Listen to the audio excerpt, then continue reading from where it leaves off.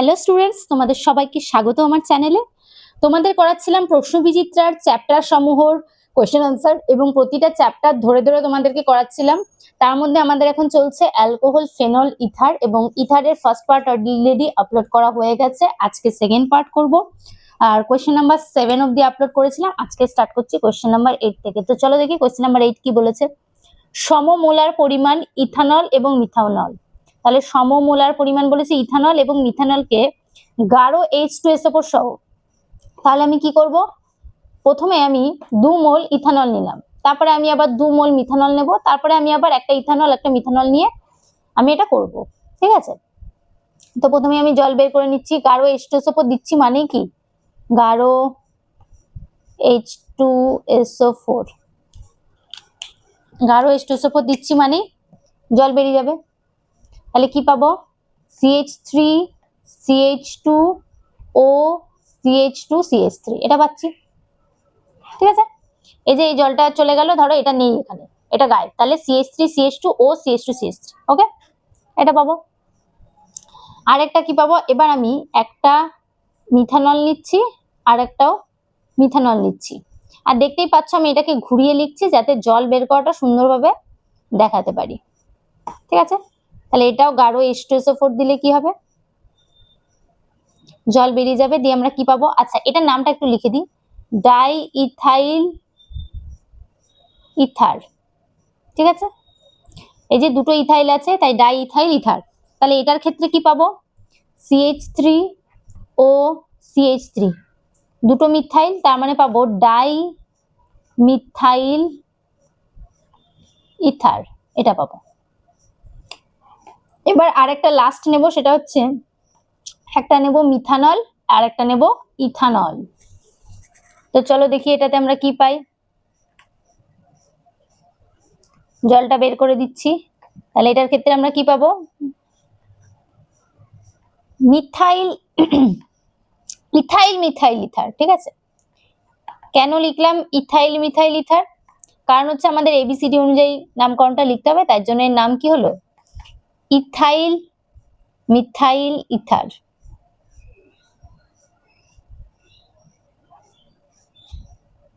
ঠিক আছে, এটা তাহলে আমরা তিনটে প্রোডাক্ট আমরা পেলাম, এটা হচ্ছে ফার্স্ট, এটা সেকেন্ড, এটা থার্ড। ঠিক আছে, চলো দেখে নি এরকম কোন অপশনে আছে এরকম তিনটে প্রোডাক্টই পাওয়া যাবে। আচ্ছা, এতেও আছে, এতে আছে, এটা হচ্ছে আমাদের অপশন এ, এটা হচ্ছে আমাদের অপশন বি, এটা হচ্ছে আমাদের অপশন সি। তার মানে ABC তিনটে, মানে অপশন ডি হচ্ছে আমাদের সঠিক উত্তর, অল। ঠিক আছে, এটা হচ্ছে আমাদের সঠিক উত্তর। নেক্সট পরের প্রশ্নে যাই, কোশ্চেন নাম্বার 9। চলো দেখি কোশ্চেন নাম্বার 9 কি বলেছে। আচ্ছা, HBr এর বিক্রিয়া তোমাদের আমি বলে দিয়েছিলাম যে দেখবে HI বা HBr মানে হ্যালোজেন অ্যাসিড দ্বারা যে ইথারের যে বিক্রিয়াগুলো আছে সেগুলো কিন্তু ভীষণ ভীষণ ইম্পর্টেন্ট, এবং আমার থাম্বনেলটাও যে আমি সেট করেছি সেটার মধ্যেও কিন্তু সেই ইম্পর্টেন্ট জিনিসটা লিখে দিয়েছি, দেখবে। ঠিক আছে, তো কি দিয়েছে চলো দেখে নি, O CH2 CH3 ethoxy benzene, সেটাকে HBr দেওয়া হয়েছে, HBr। তাহলে কি হবে, অক্সিজেনের লোন পেয়ারটা এসে হাইড্রোজেনকে অ্যাটাক করবে, ব্রোমিনটা বেরিয়ে যাবে। তাহলে কি পাবো,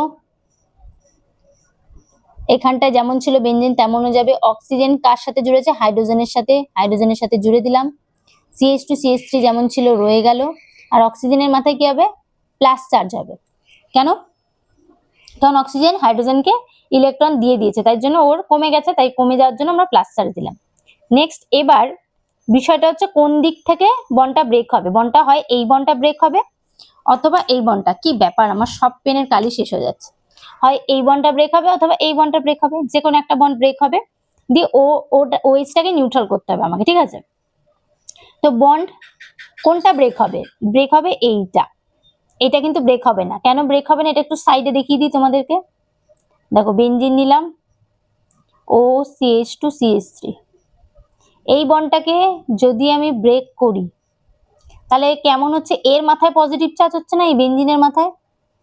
আর আমি আমার ভিডিওতে প্রচুর বার বলেছি, প্রতি সময় এই রিলেটেড এরকম টাইপের কোয়েশ্চেন থাকে তখনই বলেছি বেনজিনের মাথায় পজিটিভ চার্জ, এটা ভীষণ আনস্টেবল, এটা তৈরি হয় না। তাই জন্য এই বন্ডটা কখনোই ব্রেক করবে না। বন্ডটা ব্রেক করবে কোনটা? এটা। আর কেমন ভাবে ব্রেক করবে? যেহেতু এটা প্রাইমারি কার্বোক্যাটায়ন, ঠিক আছে, প্রাইমারি কার্বোক্যাটায়ন, তাহলে ব্রোমিনটা যে বেরিয়ে গেছিল এখান থেকে, এই যে ব্রোমিন, এই যে ব্রোমিনটা যে বেরিয়েছে, এই ব্রোমিনটা ব্যাক সাইড থেকে এখানে অ্যাটাক করবে, দেন এই বন্ডটা ওপেন হবে। তাহলে আমরা কি পাবো? একটা পাবো ফেনল, আরেকটা পাবো CH3CH2Br, এটা আমরা পাবো। তার মানে আমাদের সঠিক উত্তর কি হবে? অপশন এ তে দেখো ইথানল আছে, হবে না। অপশন বি তে কি আছে? ফেনল আছে, এটা ফেনল, এর নাম কি? ফেনল। তাই অপশন বি হবে আমাদের সঠিক উত্তর। ঠিক আছে, বাকিগুলো হচ্ছে না। নেক্সট পরবর্তী কোয়েশ্চেনে যাব, কোয়েশ্চেন নাম্বার 10। তো কোয়েশ্চেন নাম্বার 10-এ তো যেতে হবে, তার আগে আমার দুটো পেনেই কালি ভরতে হবে, কারণ কোনো পেনই কালি নেই। তো একটুখানি পজ নিচ্ছি। কোয়েশ্চেন নাম্বার 10 কি বলেছে চলো দেখিনি। 10 একটা দিয়েছে ছক, ঠিক আছে, একটা ছক দিয়েছে। এবার কালি ভরলাম, এবার দেখো জাস্ট লেখা বোঝা যাবে না, দেখতে পাচ্ছ লেখা বোঝা যাচ্ছে না, এত ডিপ কালি। যাই হোক, বলেছে স্তম্ভ 1-এর সঙ্গে যেটা দিয়েছে স্তম্ভ 2-এর পার্থক্য করার পদ্ধতি। অপশন 1-এ আছে মিথানল ও ইথানল। তো মিথানল আর একটা আছে ইথানল, এটাকে আমরা কিসের সাহায্যে পার্থক্য করতে পারি? আয়োডোফর্মের সাহায্যে। আয়োডোফর্ম, সেখানে কি হবে? এটা কোনো রিয়াকশন করবে না মিথানল, ইথানল রিয়াকশন করবে এবং ইয়েলো কালারের প্রেসিপিটেট ফেলবে।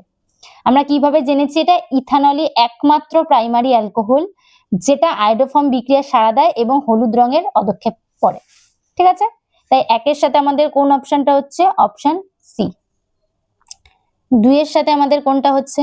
ফেনল আর সাইক্লোহেক্সানল, একটা দিয়েছে ফেনল আর একটা দিয়েছে সাইক্লোহেক্সা। এত ডিপ কালি করছে দেখো, হেক্সানল। ঠিক আছে, এটা আমরা কিসের সাহায্যে পার্থক্য করতে পারবো? খুব কমন একটা বিক্রিয়া, সেটা কি? ফেরিক ক্লোরাইড মানে FeCl3। FeCl3 দিলে ফেনলের সাথে বিক্রিয়া হবে এবং বেগুনি কালারের প্রেসিপিটেট ফেলবে, এবং সাইক্লোহেক্সানলের সাথে কোনো বিক্রিয়া হবে না। বাদ দেবে। মিথানল আর ইথানলের স্ট্রাকচারটা একটু তোমাদের লিখে দিই, যারা জানো তো খুব ভালো কথা, যারা জানে না তাদের জন্য। CH3CH2OH। ফেনলের স্ট্রাকচার কোনটা? এটা হচ্ছে ফেনল, আর সাইক্লোহেক্সানল হচ্ছে এটা।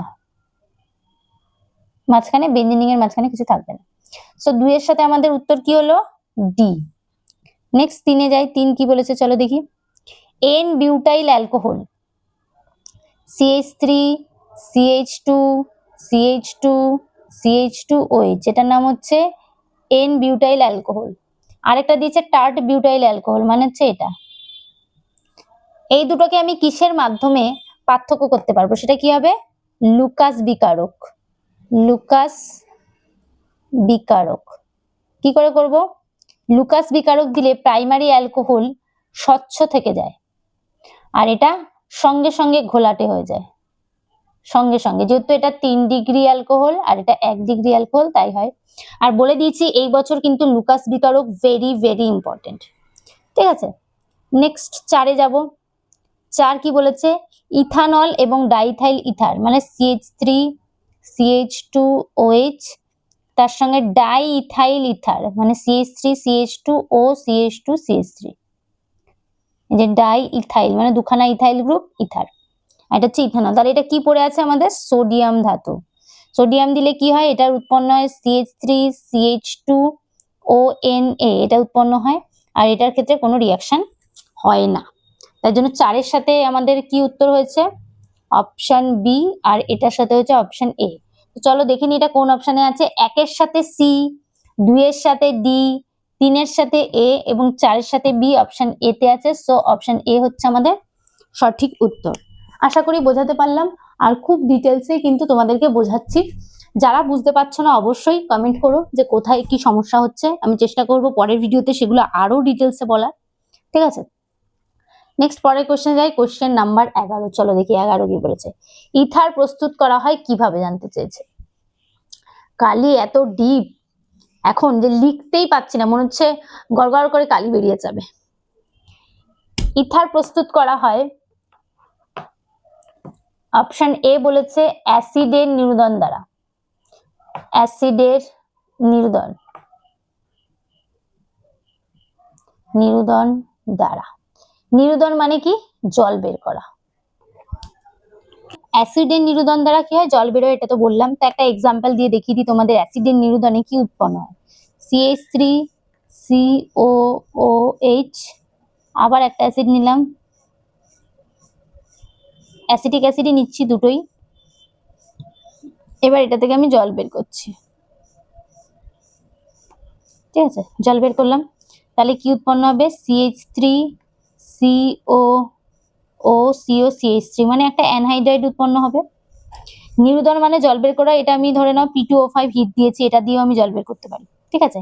একটা অ্যানহাইড্রাইড উৎপন্ন হয়, অ্যানহাইড্রাইড। তাহলে এখানে বলেছে যে ইথার উৎপন্ন হয় কোনটার দ্বারা? তো অপশন এ তো হলো না। বি কি বলেছে? অ্যালকিল হ্যালাইডের আদ্র বিশ্লেষণ। তাহলে ধরো সবচাইতে ছোটই একটা অ্যালকিল হ্যালাইড নিলাম, এর আদ্র বিশ্লেষণ মানে হচ্ছে জল দিয়ে অ্যাটাক হবে।